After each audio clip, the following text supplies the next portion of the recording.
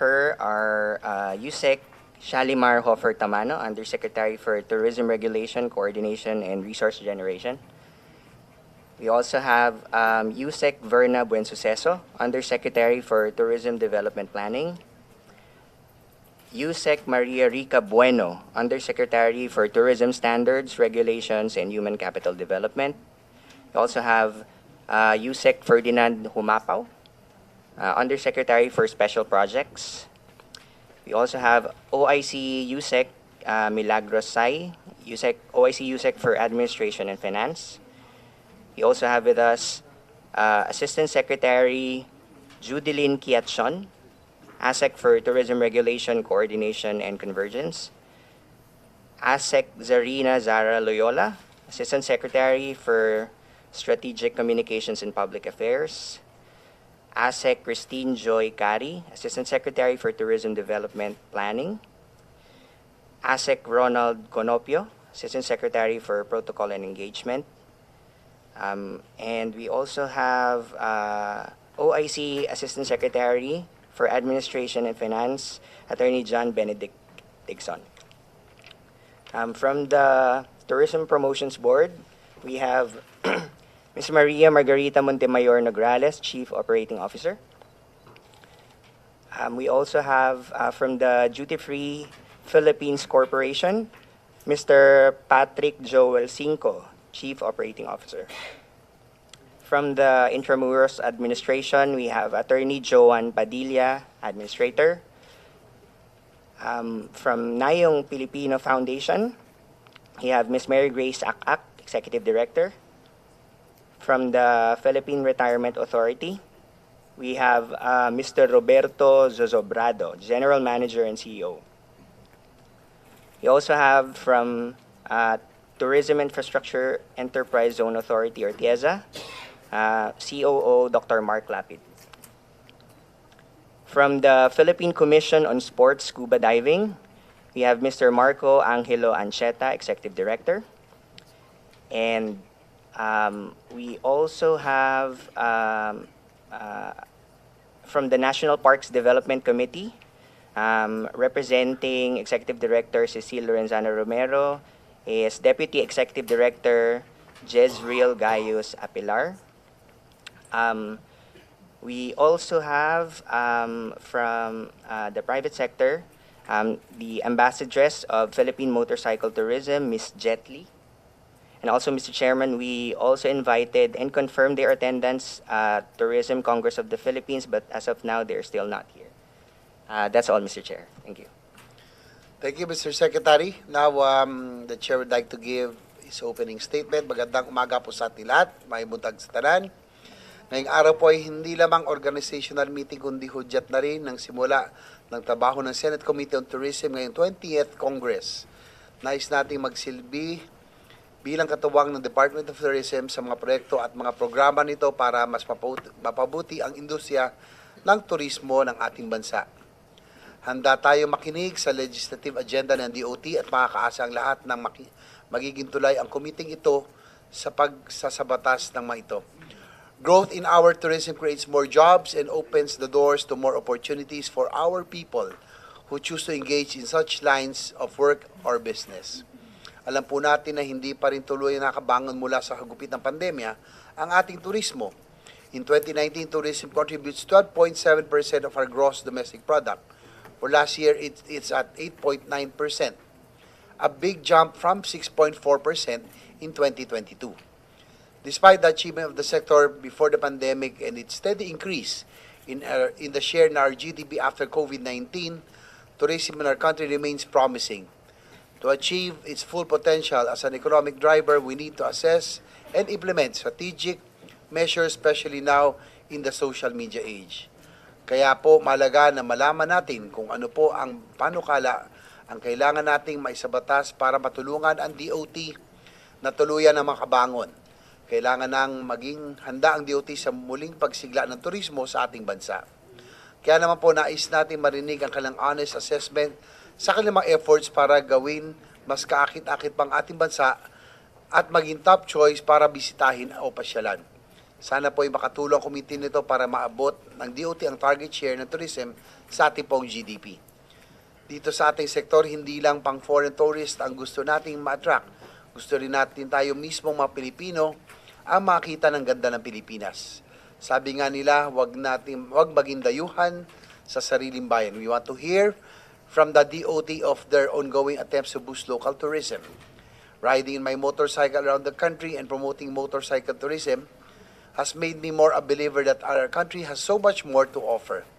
Napaganda po ng Pilipinas. Kailangan lamang po natin itong maipromote pa, gawing viral sa TikTok at Facebook, at dapat simulan natin sa ating mga kababayan. Let us create the situation or circumstances that will encourage our people to choose domestic tourism. Our country possesses the elements to be successful in the field of tourism.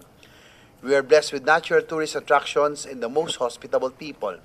What we need are policies that will enable the DOT to hurdle any obstacle that comes in its way in reaching its full potential. Kung kaya nga po, malagang ating pong mapag-usapan ngayong umaga na ito, ituring po na ito na pagkakataon para magpatingin sa Senado ang inyong mga kinakaharap na mga pagsubok. Paano namin kayo matutulungan upang maresolba ang mga ito? Tanda po natin, ang turismo hindi lang tungkol sa mga tourist spots o destination, ito ay pagkakakilanlan.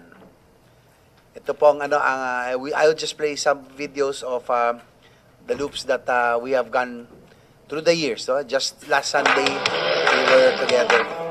Okay, ano po?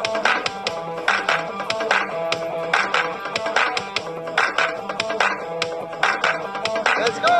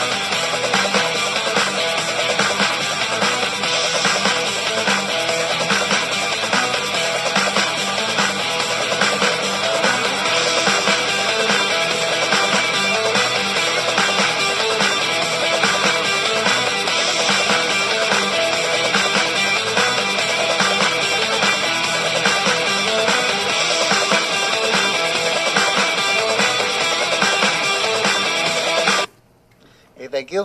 That was just half of the year. Actually, this weekend, we were in Nueva Ecija, no? Before, you would think Nueva Ecija as farmlands, no, in Panay Bigasan, but there's so much more, no? So beautiful. Yung Minalungaw, I was with si Jet, ang ating ambassador, and Lumanggapan. So that's in our own. It's so nice that it was my personal advocacy to promote tourism that I don't know, probably fate that I became now the chair of the Committee on Tourism. Hopefully, we can help the agency, especially the DOT, which I have really supported. So I'm glad that, and I'm excited to support also the Department of Tourism and all the attached agencies. So before I ask our chair, our secretary for the presentation, the chair would like to acknowledge the presence of Senator Rodante Marcoleta, sir. Good morning. Fresh from the Blue Ribbon Committee hearing yesterday. So thank you, sir, para medyo lumamig naman ang ulo mo. turismo muna tayo. Painumin muna natin. So, thank you, Senator Marcoleta. So, I'd like to declare the presence of quorum and thank you for joining us today. Sorry, so may I inform the body that the rules of the Senate, the rules of the procedure of governing inquiries in age of legislature provide the protocols to be followed by a committee. Thus, instead of crafting a new set of rules, I would now welcome a motion to simply adopt and subscribe to these rules as the rules of the committee. I move, Mr. Chair, to adopt the rules of this committee. Since there are no objection, the motion is carried that the committee adopts and subscribes to the provisions of the rules of the Senate and the rules of procedure governing inquiries in aid of legislation. Thank you, sir. So we'd like to, before we proceed to Secretary Frasco for the presentation of the Department of Tourism, Senator Marcoleta, you may want to say a few words. Salamat po sa pagkakataon na makabahagi sa ating meeting ngayon, lalong-lalo na po ang opportunity makita ko ng personal ang mga opisyales na bumubuo ng Department of Tourism kasi napaka-importante naman po ng sektor na inyong ginagalawan. Kung ito po ay talagang maitaguyod natin, isa po ito sa magiging daan para magkaroon lalo ng trabaho ang ating mga kababayan. Kasi kung titingnan po natin yung mga ibang bansa na talagang pinupuntahan ng maraming turista, hindi naman po lingid sa inyong kaalaman na talagang nakakabawi sila doon lamang sa dami ng mga taong bumibisita sa kanila. Sana ganun din po yung mangyari sa atin sa lalong madaling panahon. At sa tulong po ng ating komite na pinamumunan ng ating chairman, palagay ko po ay makakahanap po tayo ng mas marami pang mga paraan kung paano po natin may tataguyod ang direksyon na yun. Salamat po, Mr. Chair. Thank you, Senator Marcoleta. Thank you for joining us this morning. We know that ito pong tourism will be, as I always mention, is the low-hanging fruit in our industries. Mukhang ito lang talaga, may chance talaga na talaga makatulong sa atin at the soonest possible time. So, we would like to hear from the Department of Tourism for your plan so that we can provide the necessary support. Secretary Frasco, you now have the floor. Magandang umaga sa lahat. Mayong buntag sa tanan. The Honorable Chairman on the Committee on Tourism, Senator J.V. Ejercito, esteemed Senator Rodante Marcoleta, and the members of this committee. Unang-una po, aming inahayag ang aming taus-pusong pasasalamat sa inyong suporta sa turismo ng Pilipinas. Dahil sa hirap ng aming hinaharap, when you speak of budgets for tourism compared to our neighbors in the ASEAN, ay sa pagkakarinig ko po sa inyong mga insights ay nabibigyan po tayo ng pag-asa na baka naman with the right support na babangon din yung turismo ng Pilipinas to the levels that we are expected to deliver. On behalf of the Department of Tourism, I present the mandate, the mission, and the accomplishments of the tourism industry.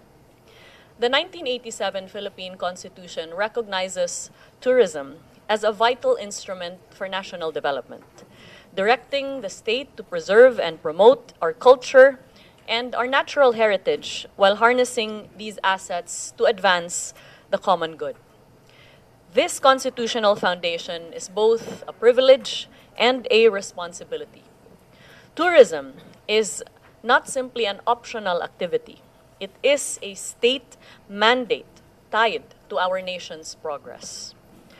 Tourism is not leisure alone. It is nation building. Tourism is one of the most powerful multipliers of opportunity in our economy. Every peso invested in tourism generates jobs, income for communities, and revenues for government. Every tourist arrival means work for a boatman, sales for a vendor, bookings for a homestay, and demand for the work of farmers, craftsmen, and transport providers even. This is why support for tourism is not support for a single industry alone. It is support for millions of Filipino families whose livelihoods highly depend on the success of the tourism industry. It is support for local governments striving to uplift their communities, support for small businesses that form the backbone of our economy. The task of the Department of Tourism is to harness this power, not only to strengthen our global competitiveness, but to ensure that the benefits of tourism are felt by every Filipino in every region, in every corner of our country. That is our responsibility, and that, for the past 3 years, has been our commitment. Our legal foundation is Republic Act 9593, which mandates the Department of Tourism to regulate, promote, and develop the industry in partnership with local governments, the private sector, and our local communities. This mandate is reinforced by our attached agencies. The Tourism Promotions Board positions the Philippines in the global market. The Tourism Infrastructure Enterprise Zone Authority leads investments and infrastructure in tourism. The Philippine Retirement Authority cultivates retirement tourism. The Intramuros Administration safeguards our cultural heritage, and together with the rest of our attached agencies, they ensure that tourism in the Philippines is not only competitive but holistic and sustainable. In 2024, the Department of Tourism was allocated 3.07 billion pesos. We obligated 2.66 billion with an 87% utilization rate. But more important than utilization is impact. With this allocation, we crafted 97 strategies and policies, extended more than 1,700 technical assistance to stakeholders, and provided over 1,000 assistance to local governments to strengthen their tourism programs. We acted promptly on accreditation, knowing the necessity of ensuring that our offerings are up to a global standard, processing 98% of applications on time while maintaining high compliance across accredited enterprises. On the aspect of tourism industry skills, we have trained more than 31,000 tourism workers and capacitated over 4,400 LGU personnel. We supported 320 trade activities, 615 promotional engagements, and 275 product development initiatives, ensuring that our destinations remain competitive globally. For 2026, the budget of the DOT family is reflected as can be seen on the screen.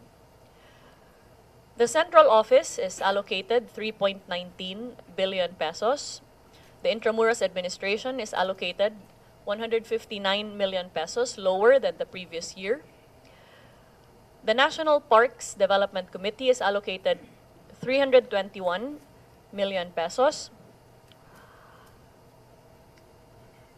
while the Philippine Commission on Sports Scuba Diving is allocated 45 million pesos. In total, the DOT family's proposed budget is 3.718 billion pesos, about 3% less than in 2025. Our branding and promotions budget has steadily declined from 1 billion pesos before the pandemic to 1.2 billion in 2023, down to 200 million in 2024, and finally only 100 million in 2025. Despite this sharp decline, we have sustained and even surpassed pre-pandemic performance as far as visitor receipts are concerned. But let me be clear, this comes at a cost. We are operating in one of the most competitive regions in the world, where our ASEAN neighbors invest multi-million dollar fund allocations annually in tourism marketing and promotion. When other countries are aggressively funding their campaigns to capture global attention, our resources have been shrinking. This puts Philippine tourism at a disadvantage at a time when international travelers have more choices than ever before. If we are to secure our rightful share of the global market and arise to the numbers that is highly expected of us, if we are to protect and expand the gains already achieved, then strategic and sustained investment in branding and promotion is not optional, it is indispensable. As the trend in arrivals would show, notwithstanding the challenges that the Department of Tourism has faced in terms of budget allocations vis-a-vis its ASEAN neighbors, we have managed to increase tourism arrivals year on year from the time post-pandemic. As a matter of fact, as you can see from the screen, we managed to obtain a 105% increase in arrivals in 2023 and a 9% increase in 2024, taking into consideration the steady leveling of global demand. This same increase in trends as far as the accomplishments of the industry can be seen in our tourism receipts. Inbound tourism expenditure reached 3.86 trillion pesos in 2024, a 13% increase from 2023 and already 103% of pre-pandemic 2019 levels. This demonstrates that Philippine tourism continues to deliver record-breaking economic gains even with leaner resources, though not without great difficulty. In 2024, international visitors generated 700 billion pesos in receipts, the highest ever in Philippine history. This underscores that our strategies are attracting quality tourists who stay longer, spend more, and come back again and again. Tourism's greatest impact, of course, is in the jobs that it generates. In 2024, tourism directly employed 6.75 million Filipinos, or nearly 14% of our entire national employment. Including indirect jobs and induced opportunities, tourism supported up to 16.4 million workers. These are not statistics alone, but families sustained and communities strengthened. These gains and contributions to the national coffers, fueling the engine of our economy, are not by accident. Rather, these gains have been accomplished by a deliberate and strategic intervention as best exemplified in our National Tourism Development Plan. The NTDP envisions a Philippines that presents itself to the world on the strength of its culture, heritage, and identity. A transformation of the tourism industry is desired into one that is sustainable, resilient, and competitive, anchored on the strategies of connectivity, convenience, and equality. In crafting the National Tourism Development Plan, the perspective was by no means to focus on one aspect alone, but rather to truly have a comprehensive framework to ensure the long-term sustainability and global competitiveness of the industry, beginning with that for which we unfortunately have the greatest disadvantage, the quality of tourism infrastructure, and which is why this is the number one priority under the National Tourism Development Plan, noting that in a comparison made between 117 economies by the World Economic Forum in 2021, the Philippines ranked 75th as far as tourism infrastructure.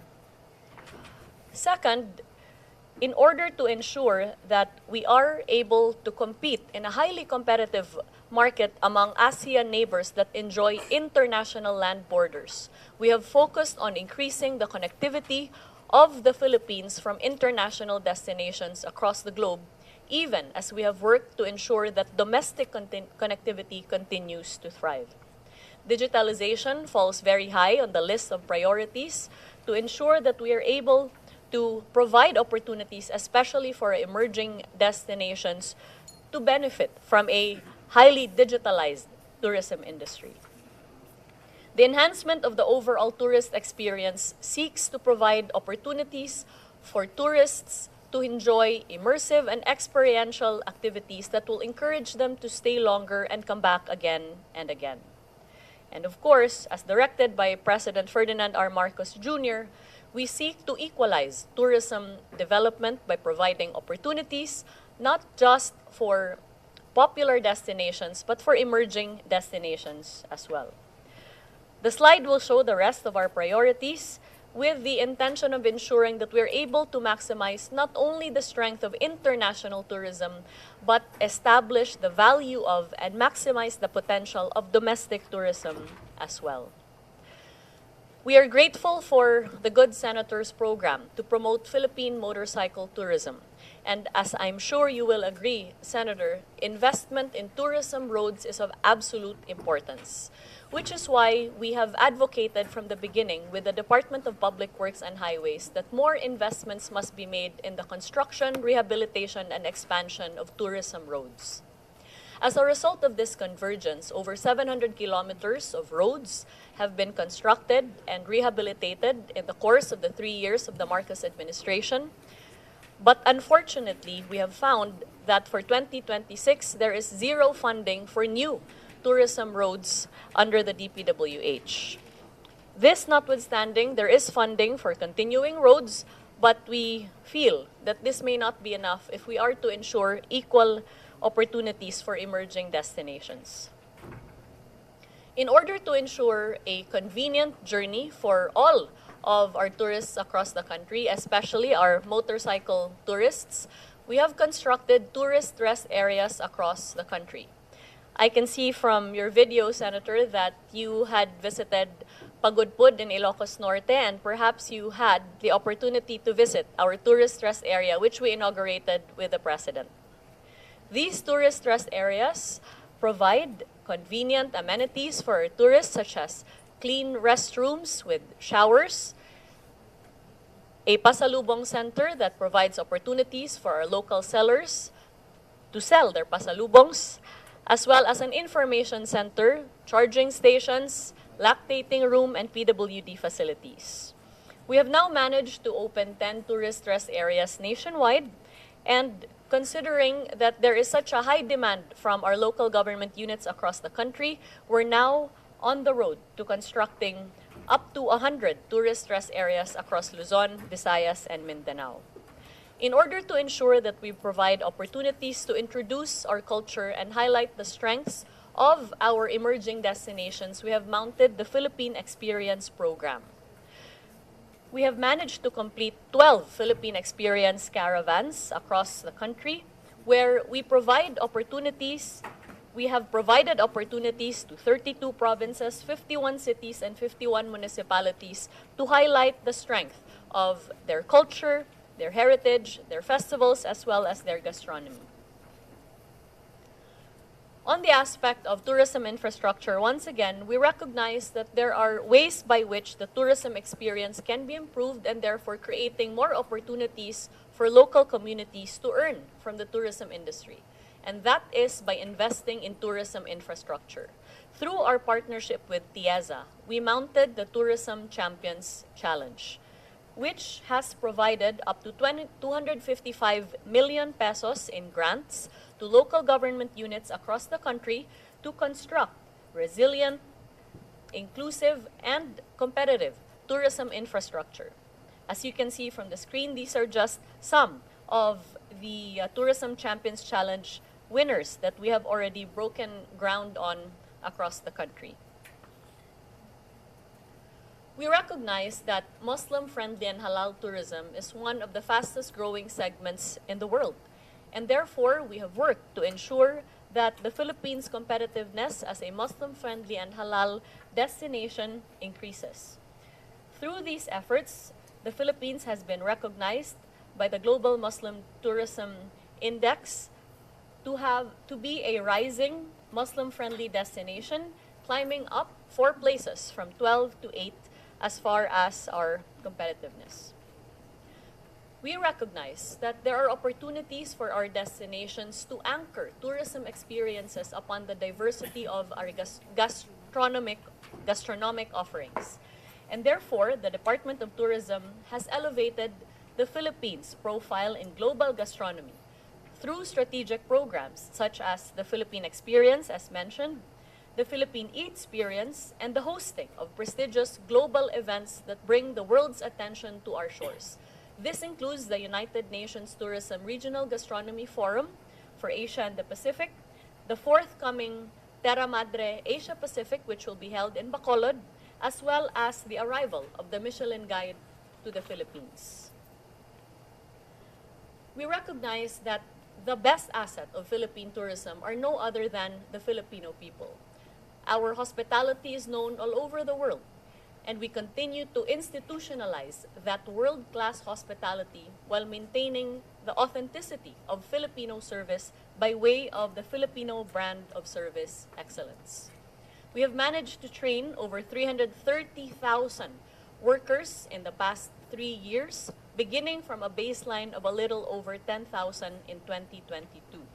So anytime you go across the country and encounter a tourism worker that puts their hand to their heart and says, "Mabuhay," that person has been trained in the Filipino brand of service excellence. We have recognized the need to ensure that our cities compete with global destinations worldwide, and the provision of convenient amenities in this regards is of absolute importance, which is why we have launched the Philippines Hop-on, Hop-off bus tours, which now covers the jurisdictions of Makati, Manila, Pasay, Parañaque, and soon we are launching our transit tours to provide opportunities for transiting passengers to get to know the heart of Metro Manila within a few hours. Dive tourism is one of the most dependable products for the country, with the Philippines consistently being awarded as the world's leading dive destination. And that is why we're investing through TIAZA on the safety of our divers by constructing hyperbaric chambers across popular dive destinations, including Oriental Mindoro, Coron in Palawan, Boracay, Cebu, Negros Oriental, as well as Camiguin. As we have sought to strengthen the foundation of Philippine tourism on the ground, we have also sought to fortify our relationships worldwide. With that, we have inked partnerships with Bahrain, Brunei, Korea, India, Japan, Thailand, Qatar, boosting the Philippines' connectivity, investments, and cultural exchange through tourism. We recognize the necessity of ensuring that tourists that go around the country must have that sense of security and dependability as far as any concerns that they may have. And so for the very first time, our country now has its very own tourist assistance call center, a number that you can call 151-TOUR or 8687 that will 8687 that will cater to any concerns that tourists may have. And this call center now has Korean and Mandarin speaking agents. The Department of Tourism has generated over 3.9 billion together with the Tourism Promotions Board in terms of sales leads through international expos like the Arabian Travel Market in Dubai, ITB Berlin, and World Travel Mart in London. These global engagements are fueling investor confidence, boosting tourist arrivals, and positioning the Philippines as a top-tier travel destination. We recognize the necessity of ensuring that information about the Philippines is readily available.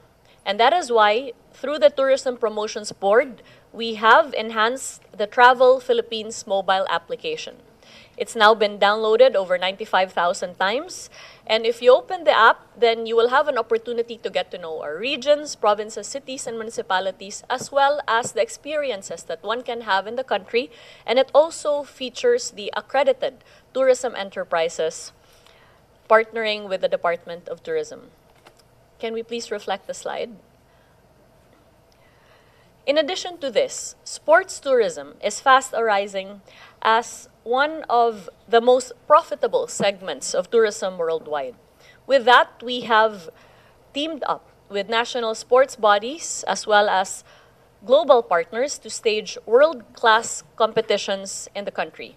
These include the highly successful FIVB, or rather, the highly successful basketball championships that were recently held, as well as the forthcoming FIVB Men's Volleyball World Championship and FIFA Women's Futsal World Cup, as well as the launching at the end of this month of the Philippine Golf Experience.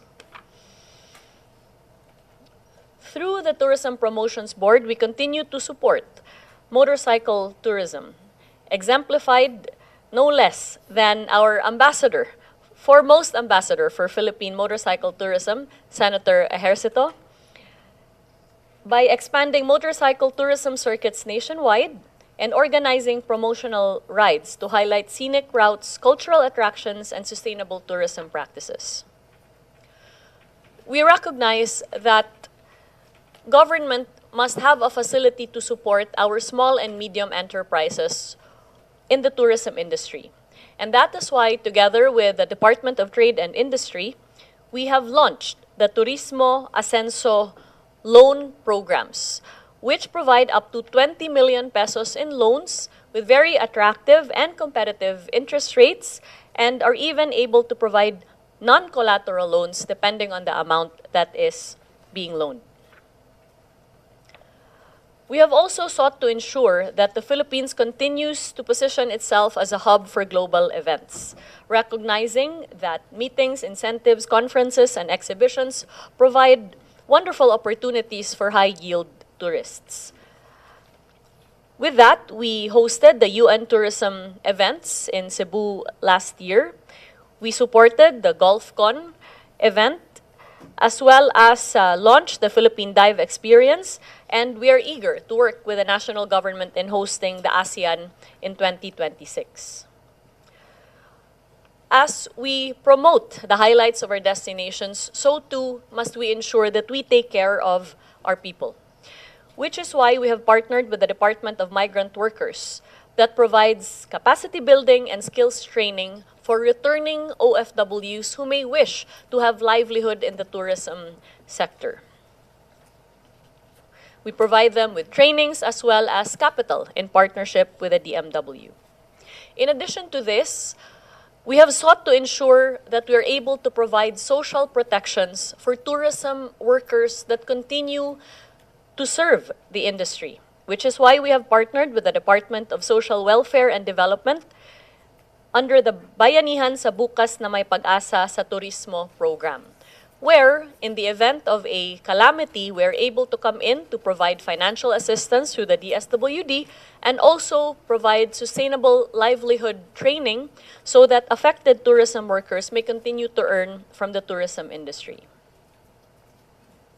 The Department of Tourism is continuing to invest in emerging and long-standing products that showcase our unique Filipino identity, including gastronomy, wellness, golf, film, MICE, and of course, leisure, dive, surf, cruise, heritage, and many other aspects. Under the Love the Philippines campaign, these products present a multi-sensory invitation to explore our country, continuing to make tourism a driver of economic growth. To secure the future of tourism, we are advancing, or rather advocating, for priority measures which we hope can merit legislative assistance, such as a tourism infrastructure fund that takes funding for tourism beyond the ambit of our current convergence with the DPWH, a more liberal visa policy for the Philippines to increase the competitiveness of the country vis-a-vis our ASEAN neighbors, an act strengthening the Philippine halal tourism in the country, revisions to Republic Act number 9593, an act creating a tourism quick response fund in case of instances where tourism workers are affected by emergencies or calamities. For surely these measures will keep Philippine tourism competitive, inclusive, and sustainable. Mr. Chair, and the honorable members of this committee, the story of Philippine tourism is one of resilience, resourcefulness, and resolve. Even with declining branding budgets, we have delivered record receipts, historic employment, and rising global recognition. But we cannot ignore reality. We are competing in an ASEAN region where our neighbors invest billions in tourism promotions every year, while our own branding resources have been reduced to a fraction of what they once were. Without sustained and strategic investment, we risk losing the momentum we have worked so hard to build. Every peso invested in tourism multiplies into jobs, enterprises, and revenues for government. And every visitor who arrives generates opportunity, dignity, and pride for our people. But without the means to tell the world our story, we cannot secure our rightful place in the global market. Tourism is nation building. It is one of the clearest pathways by which we can uplift Filipino families, empower our communities, and bring pride to our nation. With the steadfast support of this committee, we can ensure that Philippine tourism not only welcomes the world to our shores, but also competes on equal footing with our neighbors and delivers lasting opportunity, hope, and pride for the Filipino people. Maraming salamat po. Daghang salamat. Yes, thank you. Thank you, Secretary Frasco, for that very extensive presentation of the Department of Tourism's programs, including its attached agencies, and also at least given the Senator Marcoleta and I have been conferring, no, and we're very much concerned about the promotions budget, the meager promotions budget that you have. It shrunk to about 100 million for 2025. My question is, as you mentioned, we are competing against our ASEAN neighbors, and from the looks of it, no, they have been very aggressive. No? Malaysia, for instance, yung pong Malaysia Truly Asian nila campaign has been there for quite some time, and they have been spending a lot on advertisements, no? And Indonesia likewise, and now Vietnam, and I heard Cambodia likewise are all spending a lot for their tourism promotions budget. My query, I'd like to ask Senator Marcoleta also, no, later to ask you a question because he's very much concerned about the budget cut compared to our ASEAN neighbors like Indonesia, Malaysia, Vietnam. Yung pong ating bang promotions budget, how far are we compared to their promotions budget? So that the committee will just have an idea of the budget that you are working on right now.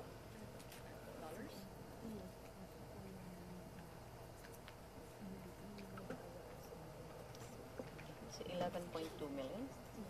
Ba't ang lit? Ba't ang lit?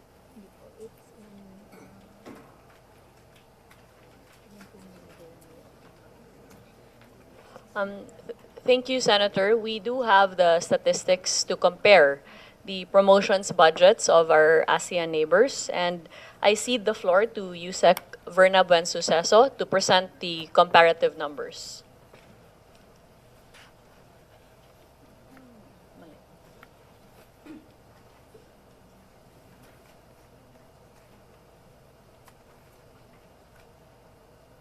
Hindi, pakisabi nyo lang kung masyado tayong malayo. Malayong malayo po, Senator. Salamat po. Kasi from 1 billion in 2018, 2019, pagkatapos pinakamataas nyo 2023, 1.2 billion. Pagkatapos biglang bumagsak sa 200 million. Then 100 million in 2025. Fortunately, sa NEP, nakikita namin parang itataas nila sa 450-something million. Paano kayo makakalaban nito, madam? Kasi parang sa digmaan lang ito if you are not complete with ammunition. How do you think you are able to survive the battle we call tourism? We have nothing but a plastic bullet, Senator, That's not good enough, Madam Secretary. which is why it is also of grave concern to us that Nagtataka the lang kasi budget has ako, been reduced. kasi 2025, wala pa ba si former Congresswoman Migs sa'yo noong 2025?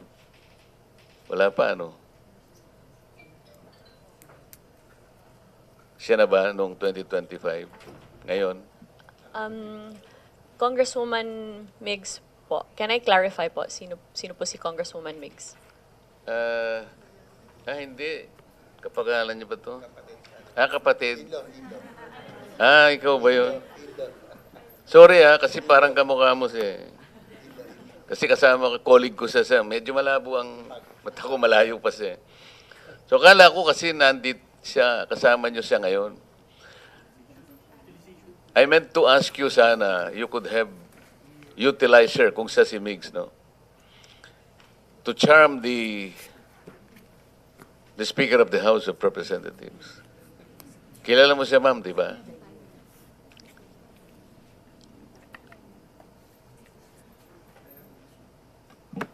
Hi, Sen, Mr. Chair, yes. No, ako si Marga Nograles. I'm the Chief Operating Officer of the Tourism. Kayo po yung butihing wife ng aking kaibigan, Caro Nograles. Yes, Sen. Kayo din po yung nagbigay sa akin ng magandang polo Yes, na Sen. dalawa. Yes, Sen. Pasensya na po, napagkamalan ko kayo po si Congresswoman Migs. Oo, hindi ho. Pero kahit na ganoon, kasi si Kong Carlo tsaka si Congresswoman Migs, magkakamag-anak naman kayo. Bakit hindi nagamit ni Secretary para i-charm si Speaker Martin Romualdez? Para sana itong hindi naman 100 million. Ang layo naman ito. It's less than 10% of your original appropriation para sa promotion. Promotion pa naman ito eh. Paano nyo namang ipopromote naman ang industry? Wala bang explanation from 1.2 billion, ginawan 200, pagkatapos 100 million? What was the explanation, madam? Kasi pwedeng i-reverse ni chairman ito eh. Pwede niyang ibalik sa 1.2 billion eh. Mr. Chair, ano? As long as you are able to justify.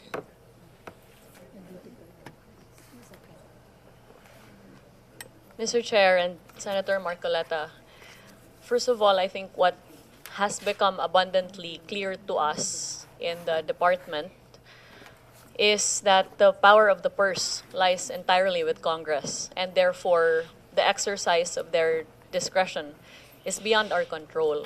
Notwithstanding that, when I learned of the slashing of the budget, I did make my appeals and sought to have interventions and representations with the leadership in order to plead that the budget not be slashed in the manner that it was.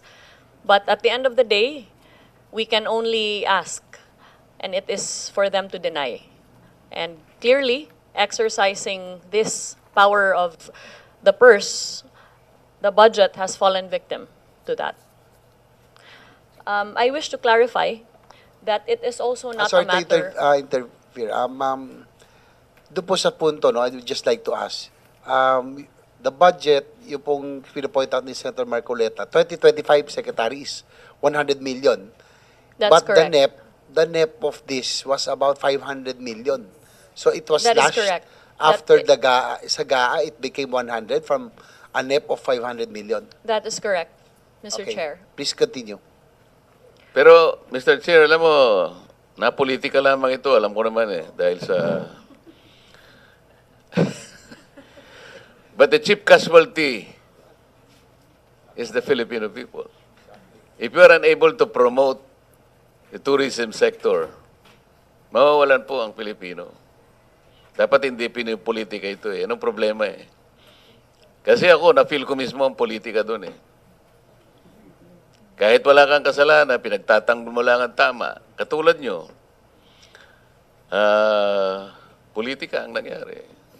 How else will you be able to explain this? 100 million from 1.2 billion. Alam naman nila kung anong epekto nito You will not be able to pursue anything good here. Promotion po ito Nakikipaglaban po tayo. Ang gaganda po nung tourism packages ng ating, wag na tayong lumayo sa malalayo pa, like Dubai or what. Dito lang sa Malaysia, sa Thailand, sa Vietnam, kung wala po tayong sapat na perang gagamitin para lumaban tayo, you're merely spinning wheels. So, Mr. Chair, kasi siguro nasa balikat mo ngayon na ibalik natin ito. Siguro. Kung gusto po ninyo. Salamat po, Mr. Chair.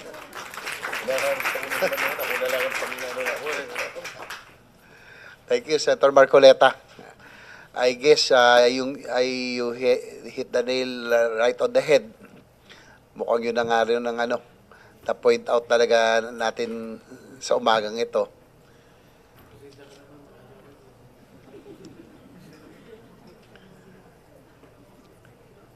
So again, for the record, Madam Secretary, yung budget of 2025 from 500 million, the NEP, it was slashed to 100 million. I wanted to find out yung 2024 if it's the same. 500 also. And then it it was slashed to 200 million. So now, yung NEP natin is about 500 million. We're still awaiting for the HGAB, after the budget deliberations. But at least now you will have, be rest assured that you will have allies here right now. Senator Marcoleta put it, the way we put it, na it's sad that politics has, again, I'm hoping it's not, pero it seems like it, that it's not the legislators who are victims here. It's the Filipino people who will lose the opportunity. And I don't think we can really compete with 100 million compared to our ASEAN neighbors' budget. Yung pong na-point out nyo, talagang, as you mentioned, malayong-malayo. I was able to see earlier, Can you flash it on the screen? Yan po. That's how much, if you could compare to our neighbors, yun po siguro, Malaysia na lang, Vietnam, ano pa ba iba? Thailand, and how far are we? Para so that the committee will just be on record. We will have an idea as to what kind of budget the Department of Tourism is working on right now.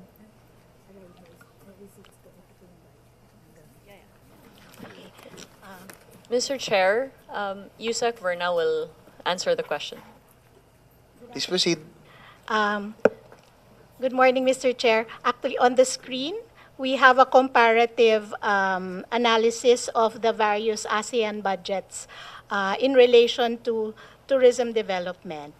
So for 2024, for example, we have Indonesia having an amount of about 234 million compared to the 52 million of the Department of Tourism in terms of dollars. For Thailand, it's 168 million dollars. For Malaysia, it's 262 million dollars. For Vietnam, it's 148 million dollars, and Singapore is 431 million dollars, the biggest budget among the ASEAN countries. So it's really very, very far and very big compared to the budget that has been allocated to the Department of Tourism. Yung po Cambodia, I think Cambodia is also getting a lot of arrivals. Do they are they spending so much also? In terms Vietnam? of Cambodia, Mr. Chair, we have the figure for 2023, but this one is about $20 million. But 2023, that's the only figure that we have been About able a to billion get. pesos. About 1 million something 1 billion pesos, pesos. yes. Yung Vietnam, again, ma'am. Vietnam is about, for 2024, just a minute. Their budget is about $148 million.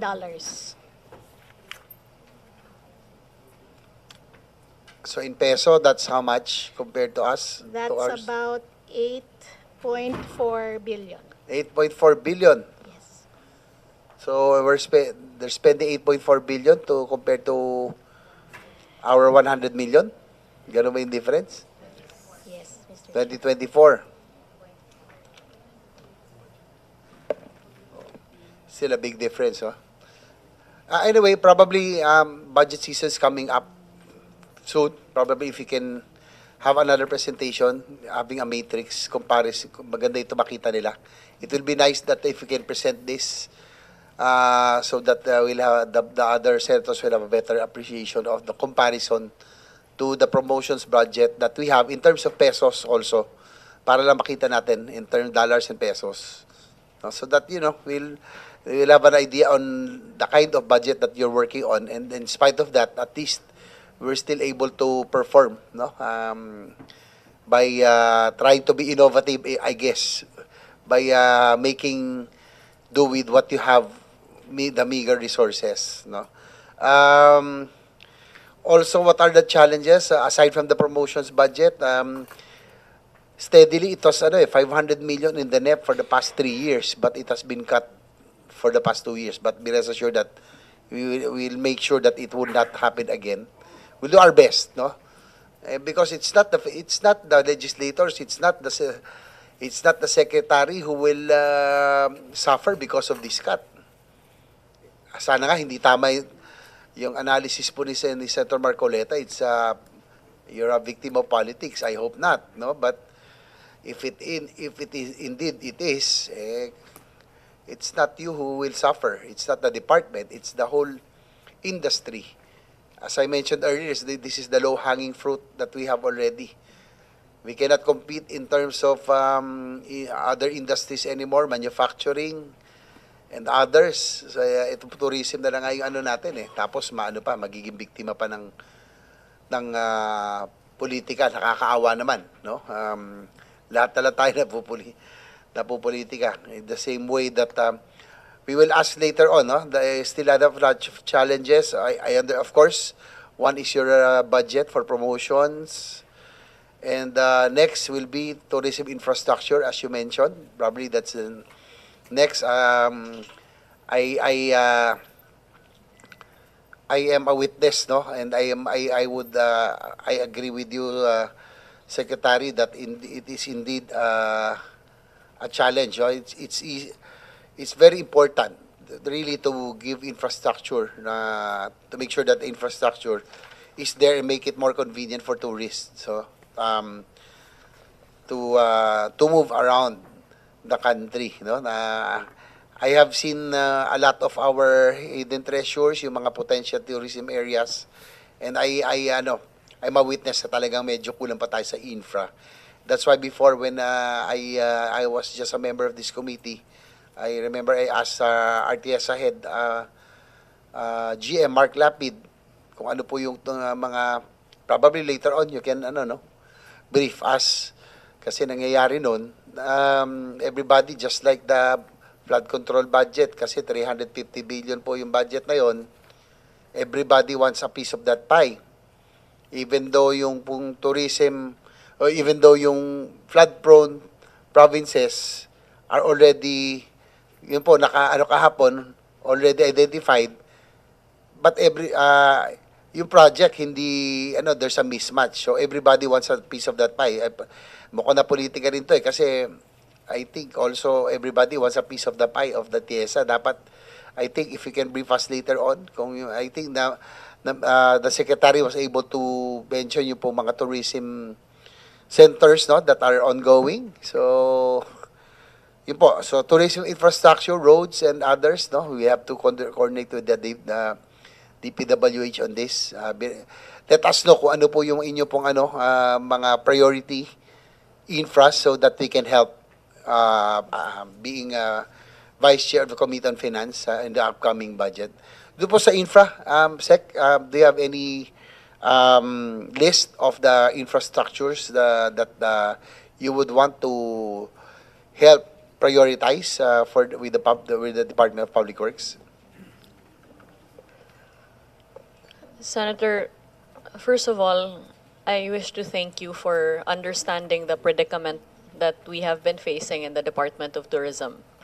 Our hands have been tied for quite some time, but we have sought to fight as hard as we can for the success of Philippine tourism. I agree that politics should have no place in tourism, for tourism should transcend all of that, and it is, after all, our common ground. In terms of the challenges that the country faces as far as tourism infrastructure, we have found the need to invest in tourism roads. And that is why, since 2022, our advocacy with the Department of Public Works and Highways has been to spend more on not just continuing tourism roads, but new tourism roads.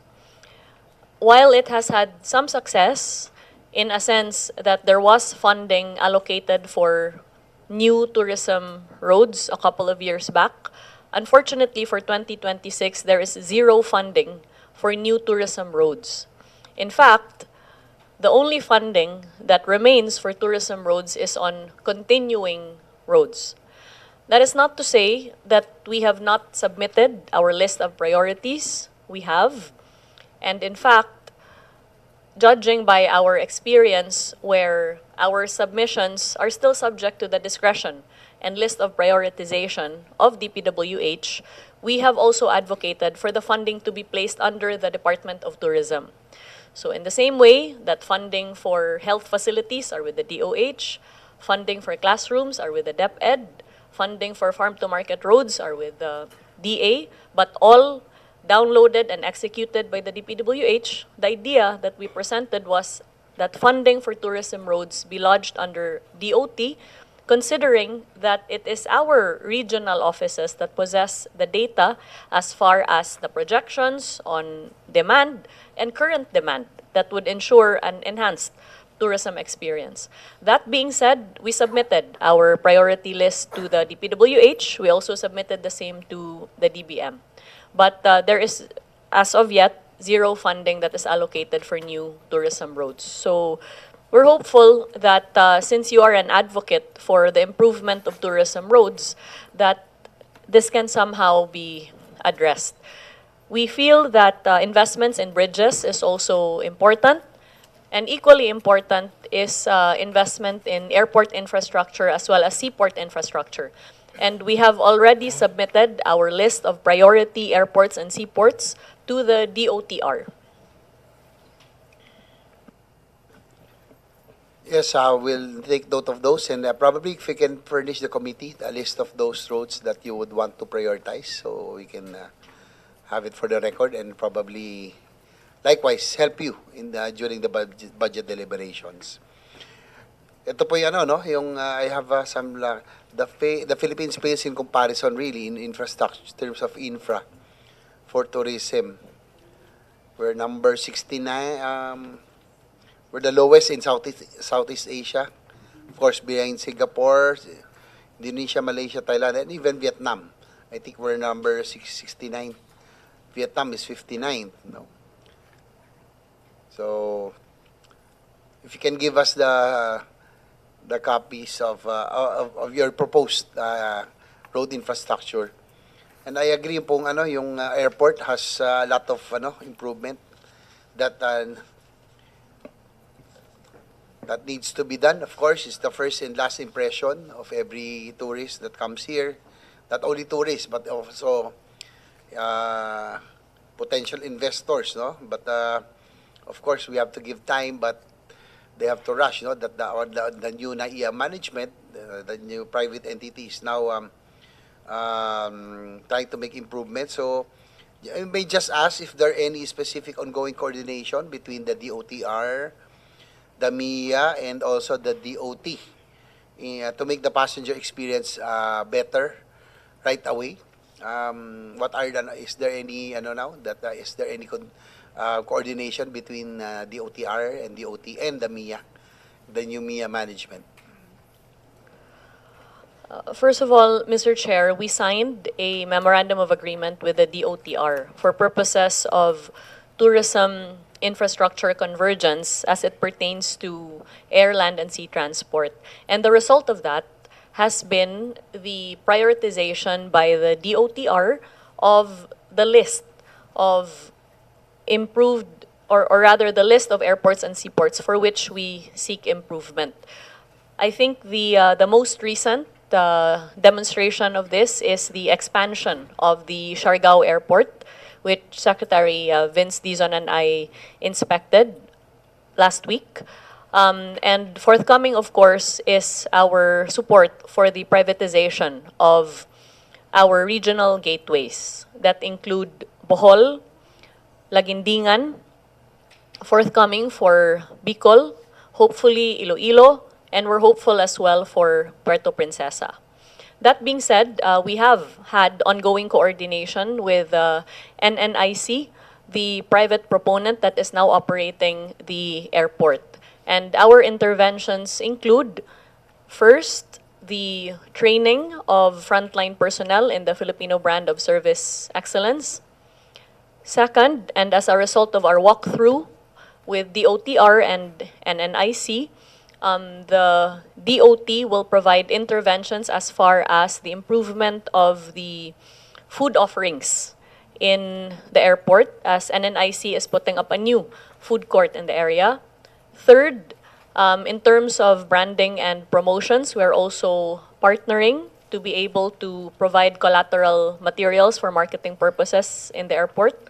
Fourth, we've already articulated our desire for a shorter processing time in terms of arrival as well as eventual departure from the airport itself. So I understand that time in motion studies have already been conducted, and we have had some positive feedback in terms of the shortening of the time from arrival to obtaining the baggage and eventual exit. Fifth has been our proposition to improve the restrooms inside the airports, as this is well aligned to our advocacy under our Tourist Rest Areas program.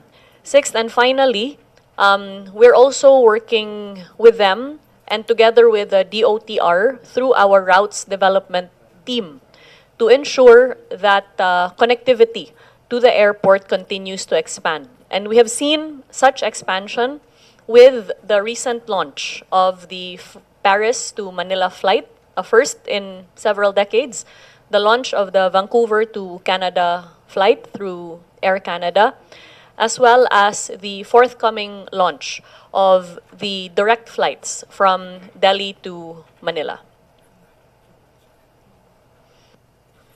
I'm hoping to see that those improvements, especially with the airport NAIA, no? The other a lot of airports have had considerable improvement. For Cebu, compared to NAIA right now, Cebu's terminal is really much better. Hopefully, NAIA will improve very soon, no? And I think we can also try to use yung Clark, more of yung Clark is a very nice airport, one of the most beautiful, I think. Those are other alternatives to NAIA, no, that we can also tap. Likewise, next year, Madam Secretary, no, we will be hosting the JCI World Congress. I'm the past national president. We are expecting about at least 5,000 foreign delegates coming to Clark. So that will be a big help for tourism. So in our own little way, at least I'm hoping that we can help in terms of tourism arrivals, and likewise, of course, improving the image of our country in perception. No? These are 5,000 young leaders all over the world. So that will be in Clark in 2026. So we'll get in touch probably with you with the terms of support, no, for promotion and among others. So that's 2026 in Clark. In terms of infra, no, just for the record, under DPWH is a 3.5 billion, no, but this is continuing as you mentioned. No, so, but I would like to get the list of the other roads that you would want to prioritize so that we can try to request the DPWH to prioritize this in the coming budget season. Okay, next probably siguro si GM Mark, probably, quickly, ano po yung mga project ng ano? Good news lang po, I think yung pong nirequest ko sa inyo before, years ago, that I went to, no, yung Banawe Hotel, tama ba? No, ano nga ba, napuntahan ko yan and I think I slept there and I complained to you that yung po mga bathroom fixtures, yung baby pink, baby blue and pink pa, yung mga 80s pa. That was 80s, no? So I think it was now, I think na-demolish pa yon and now it's being rehabilitated already. So sige, can update lang, GM Mark. Thank you, Mr. Chair. Good morning to each and everyone. For the part of CHESA, Mr. Chair, for our year 2026, Mr. Chair, we were able, for our year 2025, I might say, I'll just go direct, Mr. Chair, on our budget. We were able to surpass our collection from the pandemic. Maybe we can go to the slide of our collections, which is our main budget, Mr. Chair.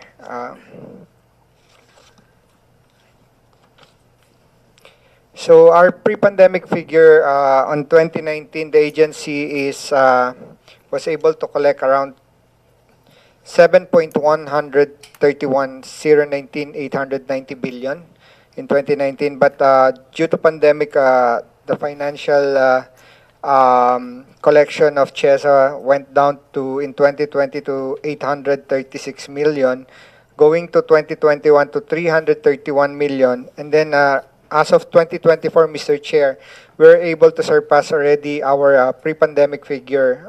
We were able to collect 7.858 billion already. So we're hoping for 2025, Mr. Chair, it will continue. And we are 2 years earlier from the UNWTO prediction of 2026 for the recovery of the tourism collection. So that's our status right now. And for our infrastructure project, Mr. Chair, as you mentioned a while ago, we have a lot of completion already and ongoing. But as you mentioned, there are some priorities that needed to be addressed. And some of our infrastructure budget also supported our mother agency, the DOT, the programs that they created since, Mr. Chair, wala rin yung nakuhang budget ng aming mother agency. So, as our secretary mentioned a while ago, the TRAs, the TCC program were also being budgeted by CHESA. And then our hyperbaric chambers, Mr. Chair, is also being funded by CHESA because we are being awarded as a top diving destination, then we don't have these facilities. So the Secretary expanded po the hyperbaric machines in different diving locations with coordination with PCSSD. And then the other programs also that we are involved together with our mother agencies like the FIBA that recently been held, and volleyball National World Championship, kasama rin po kami, and then the upcoming ASEAN also, Mr. Chair, so kasama rin po kami.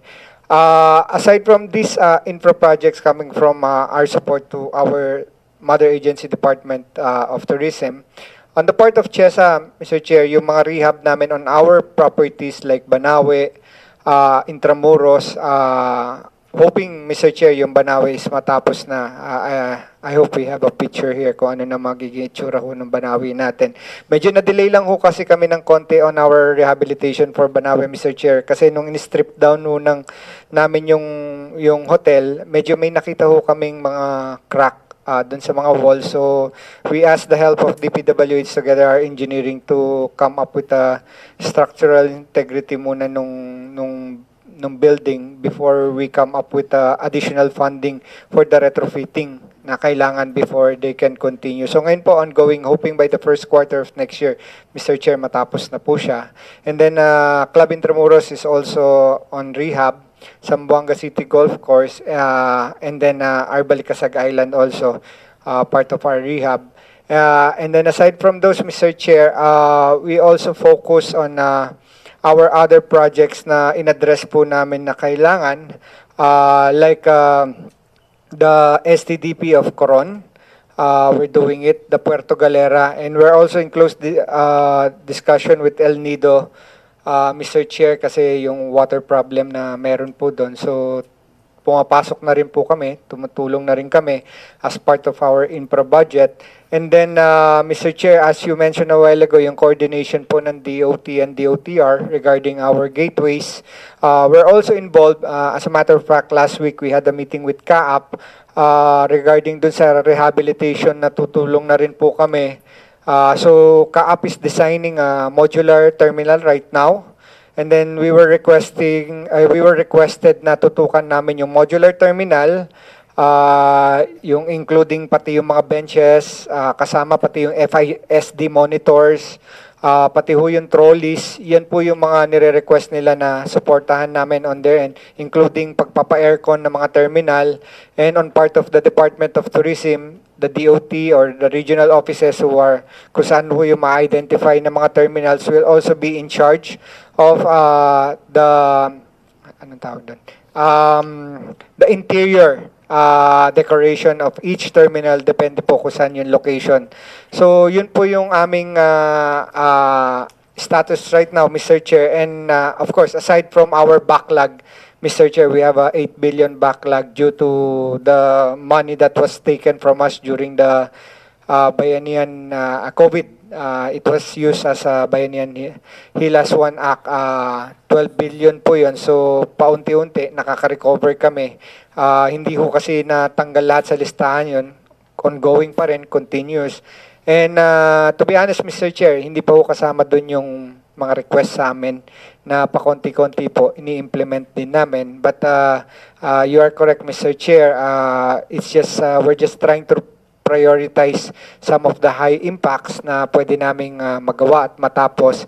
But of course, without disregarding all these requests, to be honest, Mr. Chair, doon sa dami ng sinabi ko, 2 billion lang yung budget namin for infrastructure. Kasi yung 7 billion na binanggit ko pong collection kanina, 50% lang po ang napupunta sa amin doon. 40% goes to CHED, and then 10% goes to NCCA. And then, aside from the 50%, Mr. Chair, kami rin ang may shoulder nung admin cost sa pagkolekta. So, but given that said, Mr. Chair, na i-implement namin kahit papaano, so we just have to negotiate with the proponents. Kung 100 million yung inihingi sa amin, baka pwedeng 10 million na lang muna po yung maibigay namin. Kasi otherwise, kung pagbigyan namin lahat ng 100 million, hindi ho namin magagawa yung mga importanteng proyekto na kailangan. So, yun po yung nasa sitwasyon namin ngayon, Mr. Chair, but we're glad and happy to inform you, Mr. Chair, na from the pre-pandemic collection na kamukha ng mother agency rin namin, humingi rin ho kami ng financial support during that time dahil wala ho kaming collection na nakukuha. I think that was in 2022 GAA and 2023 GAA na 2021 GAA and 2022 GAA na humingi po kami ng funding support para sa operational namin para sa mga empleyado. But unfortunately, medyo hindi rin ho kami napagbigyan doon sa time na yun. Nabigyan din ho kami ng 100 million during that time. So we made sure, Mr. Chair, for 2023 budget, up to now, we are not requesting any GAA support. So nag-self-sustaining na po kami. So, yun po, Mr. Chair, ang aming sitwasyon right now. And hoping doon po sa road connectivity, Mr. Chair, is talagang ma-address kasi hindi ho namin kasi siya mapasukan on our end on the road connectivity because magkakaroon ho kasi ng redundancy with the program, on the TRIPSI program with DPWH, Mr. Chair. Thank you. GM Mark Lapid, yung po mount data sa inyo rin yun, no? That has been on this operation Yes, sir. already, right? Na-renovate na rin po yun. Renovated also. Open po siya. And then, meron po kaming ongoing na PPP coordination ngayon for privatization, Mr. Chair. That's good to hear because I saw it all before, dilapidated, na napabayaan. Now it's already operational and rehabilitated. And Yes, sir. Ang nangyari po doon, sir, binalik po siya sa atin ng LGU. Dati kasi kinuha po ng LGU yun. So, nung hindi na ho nila kayang i-operate and rehab, binalik po sa CHESA and then CHESA rehab and then fully operational na po bago na ngayon, sir. when is the Ifugao Banawe Terraces Hotel expected to operate? Hoping by first quarter of next year, Mr. Chair. As I mentioned a while ago, Mr. Chair, nagkaroon lang ho talaga ng delay because of the cracks na nakita sa structure na humingi kami ng tulong sa DPWH to check and assess the structural integrity of the hotel, and then naghumingi kami ng additional budget sa board kasi hindi ho siya kasama dun sa rehab budget. So inaprubahan naman po ng board. Ongoing po siya ngayon, tapos na po yung retrofitting and then ongoing na rin po yung rehabilitation ulit, Mr. Chair. I'm excited. I'm hoping to visit that one once again. Kasi po I happy to see these places because of our motorcycle travels. I saw it in their dilapidated state. So I'm excited. I'm hoping to visit it by Feb. Sa Feb na lang ako mag-schedule ng so like we can see already for ourselves. Yeah, maybe we can show, sir, yung kasi yung banyo, sir, hindi na ho siya iba-ibang kulay. Tapos kung makatutulog ka, Mr. Chair, hindi mo na maririnig yung kabilang dulo. Soundproof na po siya. Can you zoom in? Mr. Chair, yan na po yung magiging kwarto, pati yung maganda lobby. na, yeah. So, yan na po siya. Pero hindi ho kami umalis as instructed by our secretary to really keep the Filipino architecture still there. So, mukha lang ho siyang medyo nagbago, more appealing, at saka dinamihan po namin yung mga salamin na para dun sa overlooking dun sa rice terraces, Mr. Chair. That looks very nice. A far cry from what I saw and I stayed in. I was the one who, ako yung nag-report as secretary kay GM noon years ago. Sabi ko, 1980s pa yung fixture. Sana ayoko na makita yung mga baby blue and pink bathroom fixtures. So I think this is a big improvement. Yes, sir. At saka maganda, it's very Filipino, no? And maintain. I think yung Banawe, we really have to promote kasi that's supposed to be the eighth wonder. It's just the access, kung ano lang ang pwede natin pagawin, no? On how we can promote this really beautiful, one of the best routes for me is the Banawe to Sagada. That area is really beautiful, no? So be rest assured that we will support. In terms of doon naman sa heritage, El coordinated with Senator Loren, sana yung sa Banawe rin, yung mga ma-maintain natin yung ang dami kasi mga GI sheets na minsan dapat ma-maintain So we have to maintain the ethnicity and yung culture and history of the place. So congratulations on this one, no? I'm excited to see it again. Probably sa February na ako dadalaw so I can see it. So yung sa infra, I would like to commend siguro the department for yung pong tourism areas, no, that have been inaugurated. That's very much welcome. At least doon sa talagang na siya, yung mga potential, hindi na yung dati kahit agricultural area, hinihingan tayo na tourism centers. So that's what I told GM Mark Lapid. Let's us concentrate on the potential tourist, yung may traffic talaga, no? Sana wag na tayo parang flood control na everybody likes to get a pie of the budget. Okay, so just quickly siguro sa TPB, any plans? COO, and we work together naman, but so that we can, the committee can support you in whatever you would need. Hello, may buntag, Mr. Chair. Maybe just to summarize, we have a presentation, but maybe we'll summarize lang in the end. So for our 2024-2025 achievements, so ideally, kami sa Tourism Promotions Board, we are in charge of our travel trade shows in our 13 key markets, no, around the world. So yung mga business-to-business shows natin. So we are proud to share. Actually, in 2024, we hit our highest utilization rate ever, no, in the history of the TPB at 97.97%. And in total, 2024-2025, we have been able to generate 15.8 billion in sales leads. No? In 2024, around 10.5. 2025, year to date, around 4.4 billion already. And also, we already have actual sales reported from our partners of around, do we have it, guys? Our actual sales, around 152 billion, no, actual sales, tourism receipts. So, in total, we have done around 140 programs implemented across institutional, international, domestic, MICE, and MARCOM. We are also very proud, Mr. Chair, of our Philippine Motorcycle Tourism Initiative with your support. Thank you so much. And now we also have the Philippine Cyclo-Tourism, which is also gaining ground. To share with everyone, we have been able to do a number of rides, I think over 20 already, and over 20,000 riders, each one ambassadors of our country, promoting, posting, and helping all the small businesses as we go around the Philippines. So this is a program that we wish to grow, no, in the next few years pa. We also have hit over 1.6 billion already in media mileage sa World Expo Osaka. And our customer satisfaction rating has improved from 93% to now 98.51% at the Tourism Promotions Board. So, Sen, we are focused really following the direction of our President and our Secretary to expand experiential tourism, no, from dive, culture, heritage, halal, ecotourism, as we do our shows around the world. And we are also to strengthen international market presence in from our 2026 budget with over around 80 global events in 2026. We will also empower local tourism stakeholders through our regional business-to-business travel fairs and through our PMT and our Philippine Cyclo-Tourism.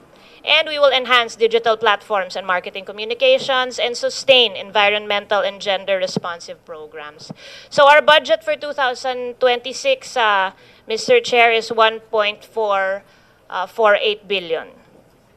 Yun lang ho, Mr. Chair. Thank you. At least your TPB is the one sustaining because of the cuts that the DOT has been with the promotions. So, be rest assured of our support. Again, yung cyclotourism, we will support as well. And I think there are a lot of inquiries now from international riders and other cyclists, no, to come here. And that's our long-term plan. So, at least gaining ground already. So, thank you, COO Marga. Likewise, I always wear your kaayo. Thank you for promoting your Philippine-made. Proudly Mindanao. Modern Mindanao. Last siguro yung Intramuros administration, there was a big, why was there a big, what's the reason for the big budget cut sa, in your agency? I believe, Mr. Chair, that it was because the budget that was initially given to us under the GAA of 2025 came from congressional insertions. So under the DBM rules, we have to secure the issuance of a special allotment release order. Unfortunately, the SARO was not yet issued to us during the time of the deliberation for the proposed budget in 2026. And therefore, majority of our programs, including our tourism promotions program and the museum operations program, were not incorporated in the national expenditure program. Hence the variance of around 139 million pesos. How's that, yung pong you still have a lot of former settler communities there, no? Yung natin no, sana if we can with the issue, no, for the relocation, because Intramuros is the biggest the last remaining artifact, historical artifact that we have. We can make it a walking, dapat yung parang sa Europe mga walking na lang siya. Tourism sites, historical and tourism sites, no? So, for the record, ilan pa ho ang doon, yung mga communities, former settler? We have 5 communities, informal settler communities in Intramuros. But Your Honor, we have families? around 1,530 families based on the profiling that we have done. Out of the 1,530 families, we have already identified 470 beneficiaries under a relocation program, which is entitled the Simple Program. And we have already completed the relocation of around 147 families already. And the remaining beneficiaries of the Simple Program, we hope to relocate them together with our collaboration with the Social Housing Finance Corporation within the year. But for the remaining informal settler families who are not part yet of our Simple Program, we have met with the Secretary of the Department of Human Settlements and Urban Development for their inclusion in the expanded 4PH program of DSUD. We have already initiated talks with Pag-ibig in order to start already the pre-qualification process for the remaining informal settler families. At least that's good to hear that you are coordinating with the DSUD, no? I think we really have to pursue this because Intramuros is really one gem, and I think it will really, it's the closest to the airport, to everything. Kung may cruise man, diba? It's the closest to the dock of the cruise in the future. Kung may mga cruises that will come. We need to make it a walkable destination talaga, no? Just like what we have in other, what they have in other places. So thank you for that, no? So with that, I guess we have budget season will be coming up very soon. So be prepared for that.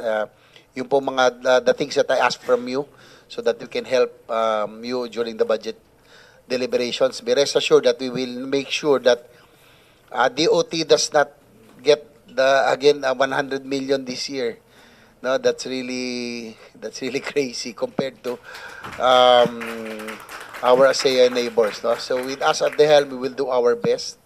Anyway, andito na si Senator Marcoleta will assured us that he will support us, no, for DOT to get a big promotional budget. That's crazy. I mean, compared to our ASEAN neighbors, talagang mapag-iiwanan tayo with 100 million.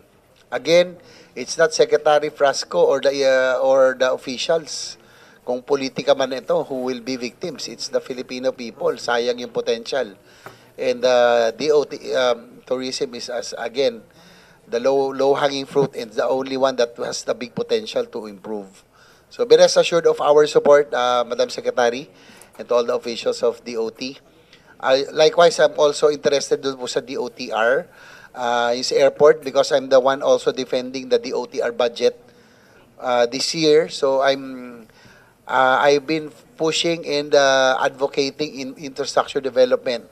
No, aside from the railways, yung po mga airport improvements, I'm looking at it. So bigyan niyo po kami ng list also of yung mga priority nyo, no? Of course, Siargao, yung mga usual. But we are also expanding yung pong halimbawa Mati for Davao Oriental kasi it's far from Davao City. Familiar si COO Marga dyan. We're trying to fund those airports na malaki rin yung potential because yung Davao Oriental for tourism, they have a vast coastline. No, maganda rin yung area for Davao de Oro. So we're funding that already, yung Mati Airport, Camiguin. Naglagay din tayo ng funds doon because Camiguin is a beautiful island as well. So, yun, I'll be defending the OTR. So, yung pong I think we can coordinate on how we can improve yung airport in the other provinces. And likewise yung NAIA. Again, this is our gateway. This is our first and last impression. We have to improve, no? I have to yet to see them. I just want to make sure that they have been coordinating also with you, even the new management, kahit private, no? Medyo suplado yung doon, GM eh. Humingi ako ng pas tinabla ako eh. Ako magbabadya. I'm not there para pumasok because I am the one defending the DOTR and also tourism. So I have to see for myself. Di bale, tignan natin. Babalik at babalik din sila dito. Di ba? Anyway, with that, there are no more issues to discuss. Please prepare for the budget season that's coming up, I think, early September. So, yung mga pinresent nyo po today, especially those you need, especially those that you would really want us to help. No, yung sa promotional, sa infrastructure. So, please prepare for that. Since there are no more discuss, I thank everyone for your time and to participate in today's meeting. Thank you very much. This meeting is hereby adjourned.